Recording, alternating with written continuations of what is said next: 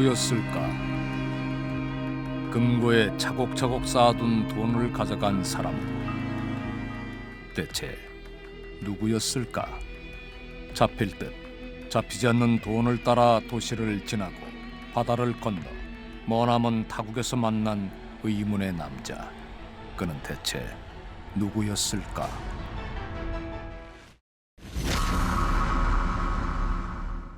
필리핀에서 또 한국인 피살 사건이 발생했습니다. 3명이 머리에 총격을 받고 숨졌고 이번 사건을 포함해 올해 들어서만 한국인 6명이 충격적인 소식이 들려온 것은 마닐라에서 북쪽으로 75km, 인가와 멀리 떨어져 사방이 사탕수수밭뿐인 오지였습니다. 인근을 지나던 농부가 경찰에 다급히 신고를 한 건 새벽 6시 30분. 그가 목격한 것은 무엇이었을까? We immediately proceed here, sir. And according to him, he found a blood drop here in this. 필리핀 경찰이 사탕수수를 일일이 베어내며 혈흔을 따라 들어간 곳에서 발견한 것은 한국인으로 추정되는 성인 남녀의 시신. Victim number 1, sir, sitting position. Victim number 2 is lying on his back and facing up. 그런데 그것이 전부가 아니었습니다. 30cm 깊이의 구덩이에 묻힌 채 발견된 또 다른 남자. 처참한 모습이었지만 쥐나 곤충이 많은 사탕수수밭에서 시신이 빨리 온전하게 발견된 것은 그나마 다행스러운 일이라고 합니다. 부검 결과 이들의 사인은 모두 머리를 관통한 총상으로 밝혀졌습니다. 여성 피살자는 손목에서, 남성 피살자 중 한 명은 양쪽 발목에서 묶인 흔적이 발견이 됐는데 시신의 일부 남아있는 흔적으로 봐 범인은 포장용 테이프를 사용한 것으로 추정됩니다. 뿐만 아니라 피살자들의 시신에서는 직접 사인이 된 총상 외에도 여러 가지 고통의 흔적들이 남아 있었습니다. 게다가 총기 사망 사건에서는 좀처럼 보기 힘든 뜻밖의 손상도 발견됐습니다. 피살자 중 2명의 목에서 각각 2개의 붉은색 압박근이 확인된 겁니다. 지문 확인 결과 피살자들은 2달 전 필리핀에 입국한 한 회사의 경영진들. 그들에게는 한국을 떠나야만 했던 특별한 이유가 있었습니다. 2015년 8월 25일부터 국내에서 제야라는 상호로 유사 수신 통해서 약 140억 정도 수신을 했다라고 했는데요. 투자받은 돈을 이렇게 상환을 해야 되는데 유사 수신 업체를 운영해 수백 명에게 거액을 투자받은 뒤 원금을 돌려줄 시기가 되자 해외로 도주했다는 장 대표 일행. 일부러 그런 게 아니고 미안하다. 지금 하고 있는 일 잘 되고 있으니까 조금만 기다리면 금방 다 갚아줄 수 있다. 그렇게 해서 갔으면 잘 살고 돈 좀 많이 벌어가지고 나중에라도 갚아주지. 어디 타고 가가지고서 개죽음 당한 거잖아요. 그는 누군가가 필리핀에서 장 대표 일행을 초대했고 그 인물이 살인 사건과 밀접한 관련이 있을 거라고 추측합니다. 장 대표 일행이 살해된 뒤 그들이 머물던 숙소에서 감쪽같이 사라져버린 물건이 있었기 때문입니다. 옷장 안에 꼭꼭 숨겨둔 금고였습니다. 금고 안에 있던 돈은 얼마였고 그 돈을 가져간 사람은 대체 누굴까? 한국 교민들의 SNS를 통해 장 대표 일행의 최근 행적을 수소문한 결과 그들이 머물던 숙소를 찾아낼 수 있었습니다. 사탕수수밭에서 불과 30분 거리에 위치한 한국인 전용 빌리지. 주로 은퇴 이민자들이 모여 사는 이곳에서 2달 전 이사온 장 대표 일행을 목격한 사람들이 있었습니다. 이웃이 목격한 사람은 송상무. 그녀가 숙소를 임대할 때 도움을 준 사람이 있었다고 합니다. 그 남자는 바로 한인타운에서 사업을 하며 필리핀 사정을 잘 안다는 박 씨. 그는 이 사건과 어떤 관련이 있을까? 코리안 데스크는 첩보를 입수한 직후 박 씨를 직접 만나봤다고 합니다. 박 씨의 진술에 따르면 시신으로 발견되기 바로 전날 밤 9시 30분경 마닐라에 만날 사람이 있다는 장 대표 일행을 한인타운에 내려준 뒤 연락이 끊겼다는 겁니다. 그런데 박 씨는 가까운 지인 3명이 하루아침에 시신으로 발견됐는데도 크게 놀라거나 당황하지 않았다고 합니다. 진술을 받고 의심이 갔지만 정말 참고인일 수도 있는 분을 용의자처럼 취급하는 것도 상당히 그렇기 때문에 실제로 하루 이틀 정도 계속 연락을 했습니다. 다음 날 한국의 국제범죄수사대는 각 분야의 감식 전문가와 프로파일러로 이루어진 조사팀을 필리핀으로 급파했습니다. 현장 감식에 참여한 프로파일러가 피해자들의 시신에서 박 씨의 진술과 일치하지 않는 사실을 발견합니다. 옷차림이 외출복이 아니었어요. 집에서 정말 편하게 입는 반바지에 반팔티. 그리고 심지어 여자 피해자분 같은 경우 이제 속옷도 안 입고 있는 상태였고. 전에 이제 박 씨와 면담을 했을 때랑 매치를 해보니까 어디를 나간다고 했는데 그런 옷을 입고 나갔나? 이런 의문도 사실 들었거든요. 하지만 집안에선 혈흔이나 총알 자국 등 어떤 범행 흔적도 발견되지 않았고 대체로 잘 정돈된 상태. 그런데 거실에 있던 컴퓨터에서 뜻밖의 기록이 발견됐습니다. 그날 밤 12시경에 컴퓨터를 열어본 흔적이 있어요. 보니까 주식 양수도 계약서 이런 걸 열어본 게 확인이 되더라고요.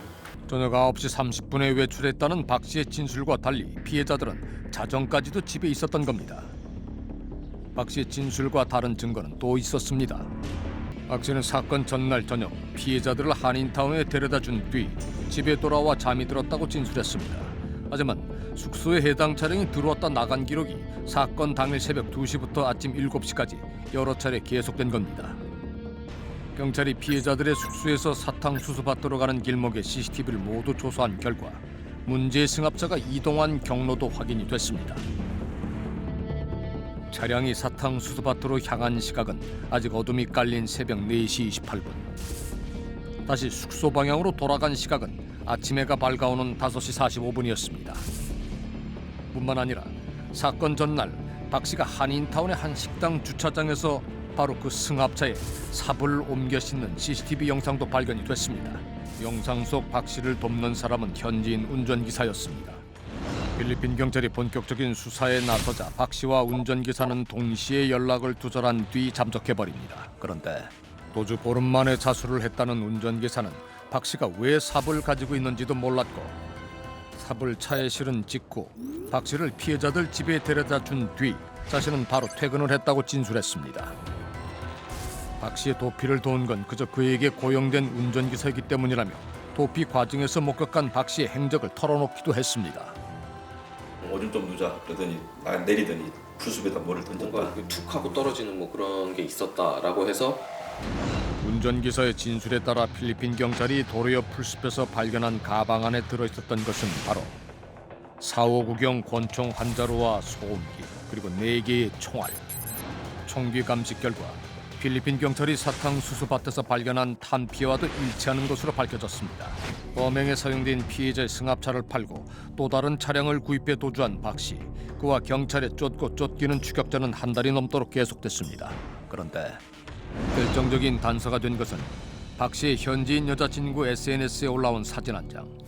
박 씨와 비슷한 문신의 남자가 식사를 하는 테이블 위 냅킨으로 식당 이름을 알아내고 수사망을 좁혀나간 결과 드디어 그의 은신처를 찾아낼 수 있었습니다. 코리안 데스크와 필리핀 이민청 체포팀의 공조로 이루어진 검거 작전이 결실을 맺은 것은 도조 37일째.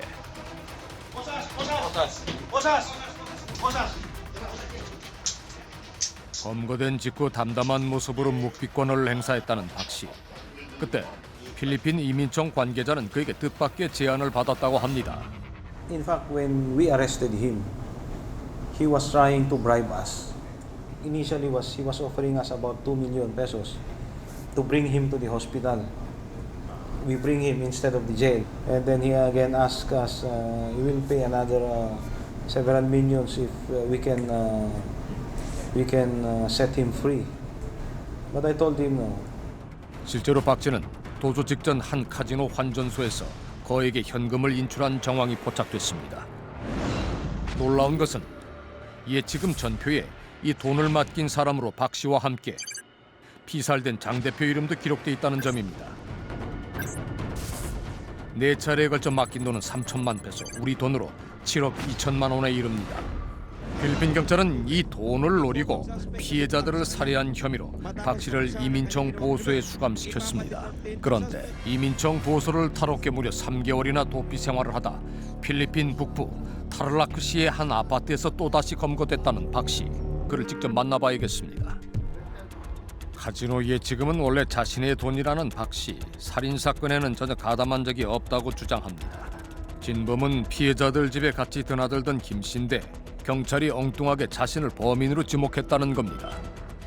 실제로 피해자들이 거주하던 숙소의 콜라캔에서는 피해자들 것과 다른 지문이 2개 발견이 됐습니다. 하나는 박 씨의 지문이었고 또 다른 하나는 살인사건 일주일 전에 필리핀에 왔다가 시신 발견 이틀 뒤 한국행 비행기를 탄 김 씨의 지문이었습니다. 피해자 숙소의 콜라캔에서 발견된 지문과 사건 직후 CCTV 영상으로 그 존재가 확인된 김 씨. 한국으로 조용히 귀국했던 그를 경찰이 검거한 것은 사건 발생 일주일 뒤였습니다. 필리핀에서 하고 단둘이서 카톡 했다, 문자 나눴다. 근데 그러면 그 핸드폰 어딨냐 하니까 한국에 가지고 들어와가지고 1차 검거됐을 때 무서워가지고 집에 숨겨놨던 걸 그걸 밀양강에다 던져버렸다. 국제범죄수사대와 수중과학수사팀 9명이 강바닥을 샅샅이 수색한 결과 김 씨의 휴대전화를 찾아냈습니다.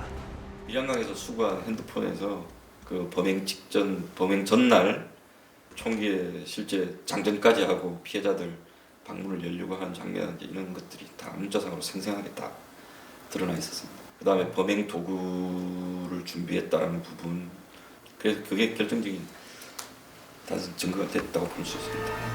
휴대전화가 발견이 되자 김 씨는 범행 일체를 자세히 털어놨습니다. 김 씨의 진술에 따르면 사건 당일 새벽 2시 상의할 일이 있다고 전화를 해 피해자들의 거처에 들어갔다고 합니다. 박 씨가 총기로 위협하는 동안 자신은 피해자들을 결박하는 역할을 했다는 겁니다. 피해자들을 협박기에 옷장 안에 있던 금고에서 빼앗은 돈이 현금 10만 페소, 우리 돈으로 240만 원. 사탕수수밭으로 가는 길에 박 씨의 지시로 피해자들의 목을 졸랐지만은 범행에 실패했다는 김 씨. 결국 사탕수수밭에서 일을 마무리한 것은 박 씨였다는 겁니다.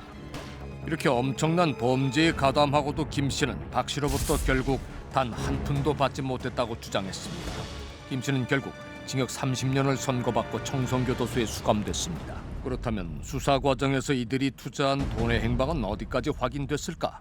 정확하게 피해자들 계좌를 통해서 들어오는 2억 5천 정도. 씨로 들어간. 직접 계좌가 아니고 가족들 계좌를 통해서 들어왔던 돈이. 그리고 장 대표 일행이 머물던 숙소에서 이들의 자금 흐름과 관련된 중요한 메모가 발견됐습니다. 피해자들이 남긴 노트에는 필리핀으로 가져온 17억 원의 사용 내역이 꼼꼼히 적혀 있었다고 합니다. 피해자들 주거지에 갔을 때도 마트 영수증 하나 안 보이고 다 모았고 동전까지도 다 가지고 있더라고요. 그 정도로 꼼꼼한 사람들이었기 때문에 또 그에 반해서 그렇지를 못합니다. 셈도 정확하지 않고 카지노에 투자한 내역에 대해서 왜 이게 정산을 안 해주냐, 그럼 거기에 대해서 이제 계속 아무리 변명을 해도 이제 이 사람들은 워낙 정확한 사람들이다 보니까 거기에 대해서 재촉받게 되고 그런 것에서 스트레스 받으니까 도저히 안 되겠다. 그래서 범행을 결심한 걸로 봅니다. 장 대표 일행이 카지노 투자 명목으로 박 씨에게 맡긴 돈은 총 12억 원. 하지만 안타깝게도 우리 경찰은 필리핀에 있는 돈의 존재를 확인할 수 있을 뿐 압수할 권한은 없다고 합니다. 그런데 한국인을 3명이나 살해한 혐의를 받고 있는 박 씨는 왜 검거된 지 1년 4개월이 되도록 한국으로 송환되지 않는 걸까? 박 씨는 이미 필리핀 법정에 강도 살인 혐의로 기소가 됐을 뿐 아니라 탈옥과 불법 총기 소지 혐의로도 추가 재판을 받아야 하는 상황. 그중에서도 강도 살인에 대한 재판은 아직 시작조차 되지 않았다고 합니다.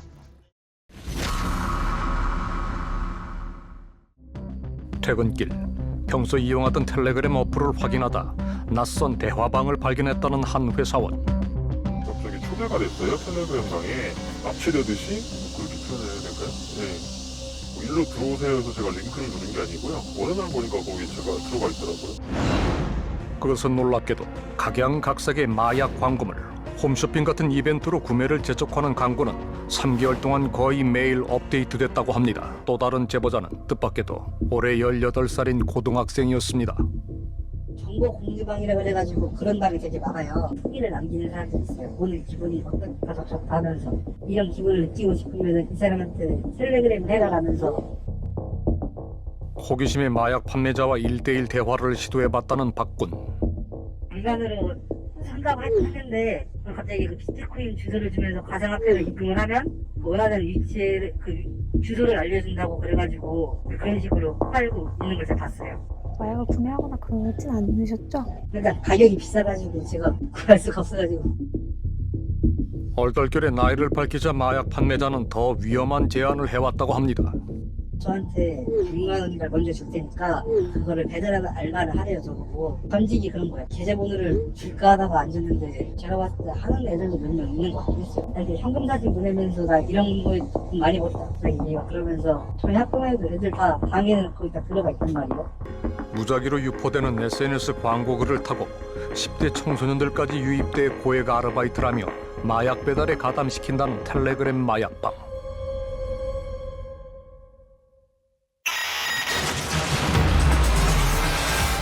운영자가 다른 수백 개의 방, 디지털 가상화폐 결제로 다양한 마약을 24시간 전국으로 배달한다는 그곳은 마치 유명 배달 어플을 연상시킵니다. 어떤 사람들은 갑작스러운 범죄의 유혹을 단호하게 뿌리치지만 또 어떤 사람들은 익명이 보장된다는 믿음과 호기심에 굴복하기도 합니다. 망설임 끝에 용기를 냈다는 20대 청년 정 씨가 바로 그런 경우였습니다. 마약이 흔하다는 해외에 체류하거나 조직 생활 등 범죄 이력도 전혀 없던 그가 텔레그램 마약방의 늪에 빠져든 과정은 놀라웠습니다. 구매 과정은 진짜 정말 간단해요. 처음에는 대마초로 시작했습니다. 난 대마초에서 끝낼 수 있다라고 생각을 하고 대마초를 했지만 이제 점점 더 이제 쾌감에 늪에 빠지는 거죠. 이제 대마초가 있으니까 다음 엑스터시 해볼까, 엑스터시 했으니까 케타민 해볼까. 이제 케타민 말고는 이제 필로폰, 코카인도 하고 안 해본 단계가 없었죠. 마약 중독 3년 만에 직접 해외 밀수까지 손을 댔다가 결국 경찰에 체포됐다는 정 씨. 그런데 검거되는 사람은 늘 단순 투약자나 말단 배달책뿐. 유명 텔레그램 마약방들은 그때마다 방 이름과 주요 운영자들의 닉네임을 바꿔 영업을 계속했다고 합니다. 보시면은 구변이 오셨어. 여기가 지금 그 커뮤니티 중에서 제일 큰 곳이에요, 마약 관련. 네, 그렇죠. 좀 유명한 딜러도 있어요, 이 방에서. 네, 타노스가 유명하죠. 또 다른 유명 텔레그램 마약방. 이곳에서 거래되는 마약의 양은 타의 추종을 불허했습니다. 대마초는 물론 액상대마 카트리지와 일명 캔디라고 불리는 엑스터시, 그리고 LSD, 중국산 필로폰부터 멕시코산 코카인까지 인구 30만 명인 소도시 전체가 투약할 수 있는 분량의 마약 인증 사진들. 대체 이 많은 마약을 누가 어디에서 구해오고 어떻게 전국으로 퍼져나가는 걸까? 이거 지금 여기다 보시면은 이거 있죠. 밑에 은색. 이건 직접 가져온 거예요. 이게 인수를 해서 가져간 거예요. 이 정도면 거의 상선이라고 볼 수 있을 정도. 텔레그램 마약방에서 일명 상선이라 불리는 디지털 마약왕들. 우린 프로필 이미지와 닉네임만으로 알려진 그들의 실체가 몹시 알고 싶어졌습니다. 지난해 겨울 텔레그램 마약 시장이 혜성처럼 나타났다는 남자. 닉네임 전세계, 아이디 콜미4989. 근데 온라인 들어온 지는 한 1년? 그 전화를 잘하더라고요. 물건이 제일 많을 거예요 아마. 얘네들은 뭐 세관이나 이런 데서도 다 아는 사이니까. 전세계요? 필로폰 파는 업체예요? 그냥 이름 전세계네 이렇게 하는 데가 아닌 것 같잖아요. 규모가 엄청 크죠. 필로폰 전문점으로 이름을 알리면서 여러 개 텔레그램 마약방을 거느렸다는 전세계. 실제로 대량의 마약 사진을 인증하는 마왕 전세계는 감기약으로 마약을 추출하는 방법과 주의사항 등 마약에 대한 지식을 자랑하기도 합니다. 전문 제조 기술자는 아니지만 유학생 출신 운영자들보다 마약 거래 이력이 많아 보인다는 마왕 전세계. 전세계 되게 유명하지. 대단한 게 뭐냐면 전 세계는 나이도 많은데 온라인으로 해가지고 장사도 잘하고 되게 많이 벌었을 거예요. 인간도 뭐 몇십 킬로씩 가져오고 완전 좀 기방해요. 국정원이나 국제범죄수사대, 마수대 지금 다 지금 체포영장이 있고. 근데 이제 경찰들은 전 세계가 뭐 마약계 거의 뭐 1등이네 막 이러고 있으니까. 국정원과 인터폴, 마약수사대가 동시에 쫓고 있다는 마왕 전세계. 상수는 되게 높으신 거 있는데 그분도 이제 전 세계랑은 좀 아니더라고. 웬만해서 엮이지 말래요. 전 세계 라인을 그냥 건들지 말라고 하더라고요. 누구나 쫓고 있지만 아무도 얼굴을 모르는 남자. 텔레그램 마약방의 상선들 사이에서도 악명이 높다는 디지털 마약방. 전 세계 직원들이 다 의뢰도 있어요. 잡혔는데도 검사들이 상선을 얘기하라고 하는데 상선도 얘기 안 하고 사장님 뭐 지금 표적 수사고 조심하고 누구누구는 연락하지 말라고 그런 식으로 큰 썼더라고요. 마왕 전 세계의 정체를 밝히기 위해서는 이미 검거된 그의 조직원들을 만나봐야겠습니다. 지난달 20일 그중 한 사람의 재판이 열린다는 소식을 듣고 법원으로 직접 찾아가 봤습니다. 이 씨의 변호인은 전 세계의 정체를 알고 있을까? 씨는 전 세계를 본인이 필리핀 외국인 수용소에서 만난 적이 있는 박광렬 씨라고 진술하였습니다. 박광렬. 조속히 국내로 송환됐어야 할 그가 어떻게 여전히 필리핀에 남아 한국으로 마약을 유통하는 텔레그램 마약왕이 됐다는 걸까? 앞서 언급된 이 씨가 박광렬을 처음 만난 것도 같은 수용소였습니다. 그는 박광렬에게 솔깃한 제안을 들었다고 합니다. 박광렬이 이제 어떤 방식으로 진행을 하면은 한국으로 돌아갈 수 있다 뭐 이런 방법을 설명해 주면서 변호사 선임료를 빌려줘서 씨가 한국으로 돌아올 수 있게 된 것으로 보입니다.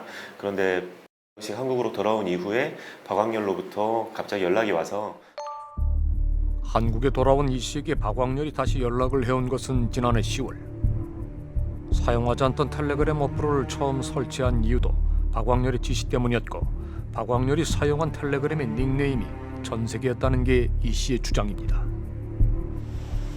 전세계 텔레그램 메시지를 받으면 한적한 건물의 화장실 창틀에 손톱 크기의 필로폰을 붙여두는 등 서울과 경상도를 오가며 30여 차례 던지기를 했다는 이 씨. 그는 전 세계의 지시로 마약 대금을 입금받을 통장을 빌려줬다가 덜미가 잡혔다고 합니다.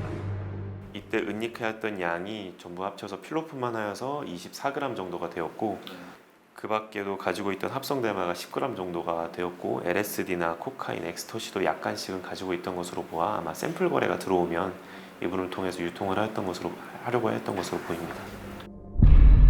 경찰 조사에서 이 씨는 박광렬의 사진을 정확히 골라냈고 그의 통장에서 박광렬의 가족에게 입금한 기록도 제시했다고 합니다. 그런데 수용소 안에 갇혀있던 박광렬이 어떻게 한국에 있는 이 씨에게 연락을 하고 마약을 공급할 수 있었을까?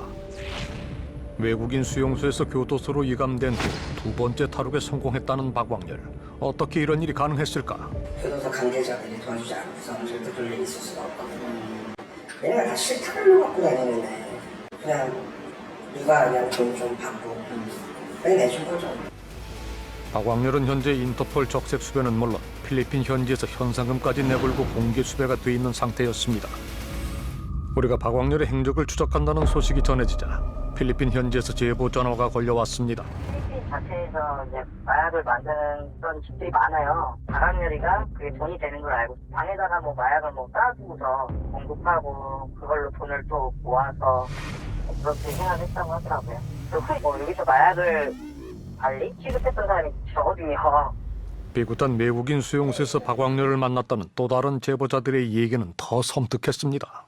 본인이 쏜 거를 묘사를 해줘요. 어떻게 죽였고 어떻게 묶었고 지금 이미 3명을 죽인 사람인데 더 이상 갈 데도 없다. 막장이니까 너 죽이려는 방법이 없다. 그들 역시 마약 사업에 대해 박광렬 본인에게 직접 들은 얘기가 있다고 합니다. 필리핀 교민들이 정보를 교환하는 한 인터넷 사이트에서 항공료와 수고비 200만 원을 제시한 구인 광고를 통해 이뤄진 배달 작업. 싸구려 가전제품 안에 숨겨져 있던 진짜 배달품은 바로 필로폰이었습니다.